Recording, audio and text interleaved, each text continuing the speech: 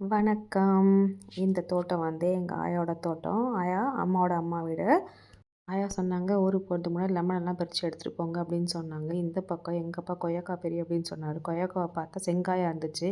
ஆனால் எங்கள் அப்பா என்ன சொன்னார், "இதெல்லாம் போட்டு காரக்குழம்பு வச்சா அவ்வளோ டேஸ்ட்டாக இருக்கும்னு" சொன்னார். எங்காயம் வாழைத்தார காரில் எடுத்துகிட்டு போங்க அப்படின்னாங்க. நான்லாம் இவ்வளோலாம் வேண்டாம் அப்படின்னு சொன்னதுக்கு, சரி பழுத்த பழமாக தான் எடுத்துகிட்டு போங்க அப்படின்னு சொன்னாங்க.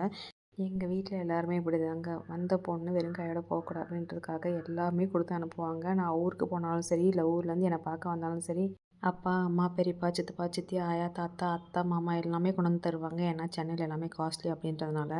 உளுத்தம் பருப்பு, புளி, தேங்காய் இதெல்லாம் இல்லைன்னு சொன்னால் போதும், அப்பா ஊர்லேருந்து வாங்கிட்டு வந்துடுவாங்க.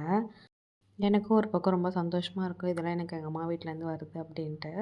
வீட்டுக்கு கிளம்பும்போது ஆயாவும் தாத்தாவும் 2 மூட்டை அரிசியும் கோதுமையும் இருக்குது எடுத்துகிட்டு போங்கன்னாங்க. எனக்கு இதுவே போதும்னு சொல்லிட்டு நாங்கள் அங்கேருந்து கிளம்பிட்டோம். மோர் வீடியோஸ்க்கு நான் சப்ஸ்கிரைப் பண்ணிக்கோங்க. தேங்க்யூ. நன்றி. வணக்கம்.